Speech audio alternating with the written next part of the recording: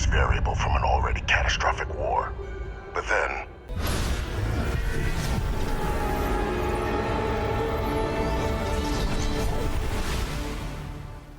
The final frontier of space has always held a special allure for both young and old, sparking wonder about what might exist amidst the stars. The question at hand is whether Starfield succeeds in encapsulating this sense of fascination, or if it falls short of reaching its objective. Bethesda has consistently aimed to raise the bar in terms of visual quality with its previous titles, and Starfield is no exception. Every character and texture boast a superior level of detail. The surfaces of various materials, such as metals, plastics, and rocks, are immediately identifiable. There is a substantial enhancements to shadow quality and facial animations compared to earlier titles. The game features a few cities that provide unique visual contrast. New Atlantis is an impressive capital city, Aquila is reminiscent of an old western town, and Neon represents a lawless cyberpunk society.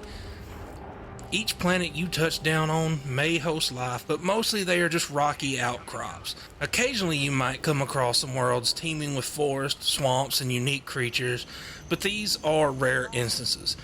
Space in its vastness is breathtaking, especially when you catch sight of the horizon on a distant planet or asteroid fields.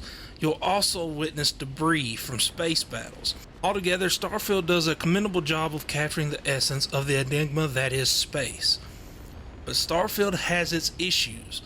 On planets, unique rock formations can be seen from a distance. However, as you approach these formations, they vanish into nothingness. The lighting, although effective, is adjusted using LUTs similar to Instagram filters for different locations.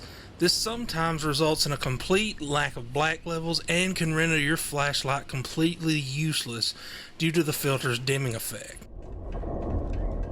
The sheer size of the world necessitated the use of procedural generation for most planets. Unfortunately, this often results in planets that look remarkably similar, with only a few standout features present, mainly where key missions occur. Outposts and caves appear on planets for exploration, but they are mostly copied and pasted, leaving behind the unique dungeons of Skyrim. Bugs are of course present, with missing heads, floating structures and rocks, and some textures loading in late. A gene tag? Let me see. Sanan. I know that name. Bethesda excels in the area of audio, particularly in creating an epic score for their games. In Starfield, the soundscapes are intriguing and immersive. The abandoned space stations emit a terrifying rattle that adds to the suspense, making it feel like they could rip apart at any second. The explosions in space battles are also satisfyingly impactful. However, the voice acting in Starfield follows the same slow-paced talking style as other Bethesda titles. I would prefer just to read the dialogue, as it would move the story along faster. At times, the dialogue tends to drag on, which can be a bit tedious. One aspect I really enjoy in Starfield is when a storm is present on a planet. The inclusion of shearing winds or thunderstorms adds a realistic touch that makes the planet feel more alive. This isn't the only item we need to discuss, so please raise your hand. Captain, through your action. The leveling up system in Starfield greatly enhances the gameplay experience by adding depth and complexity. It encourages players to explore various perks and experiment with different playstyles. The shooting mechanics in Starfield are the best Bethesda has ever done, showing significant improvement from their previous game Fallout. The addition of a jetpack and low gravity mechanics adds an interesting dimension to the combat. During space combat, players have the option to control the power output between different systems, allowing them to strategize and take down their foes effectively. Furthermore, Starfield offers a plethora of content ranging from base building to taking on jobs for credits. The game provides so many activities that players can easily find themselves lost in the world, spending hours just doing random stuff.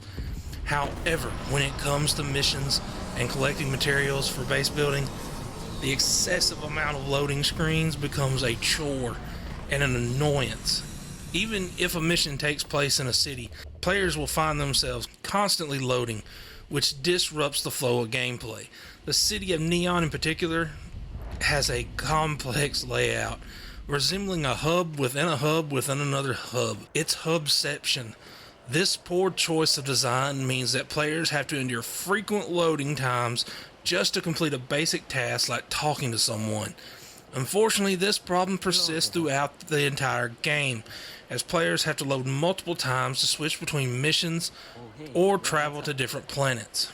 While Bethesda RPGs are known for their dungeon crawling elements, this design approach struggles to translate in the vastness of space. The game's expansive setting proves too big for the basic dungeon crawling concept, resulting in a less cohesive experience. This issue is not just unique to Starfield though, as other games like Assassin's Creed Valhalla and Far Cry 6 have also suffered from worlds being way too big. It is important to remember that bigger does not always mean better in game design. A terror? What? How did you walk away with the terramorph tissue sample running comfortably? Starfield, the main story of which is a copy and paste of No Man's Sky, portrays the player as an insignificant piece in the grand scheme of the universe. The journey begins by joining a group called Constellation, and then you are tasked with uncovering the meaning of the shards that form the armillary, which leads you to the center of the universe, or Unity. However, the main plot feels uninspired and hastily put together, lacking the depth and excitement found in other storylines such as the Freestar Collective and the Crimson Fleet quest. Gone are the days of being chosen by the stars in Oblivion, becoming Dragonborn in Skyrim, or experiencing the heart-wrenching kidnapping of your child in front of you as your significant other is killed. Starfield falls short in comparison. In terms of its overall quality, Starfield neither impresses nor disappoints. It can be considered a jack of all trades but a master of none. The game suffers from poor frame rate and bugs. Although visually appealing, it lags behind other titles in terms of graphics. While space exploration in Starfield is enjoyable, it lacks the seamless, fluid experience found in No Man's Sky. The gameplay itself is fun, but is hindered by the tedious tasks and long load times. All in all, Starfield can be seen as an average game. With that being said, it earns a C rating.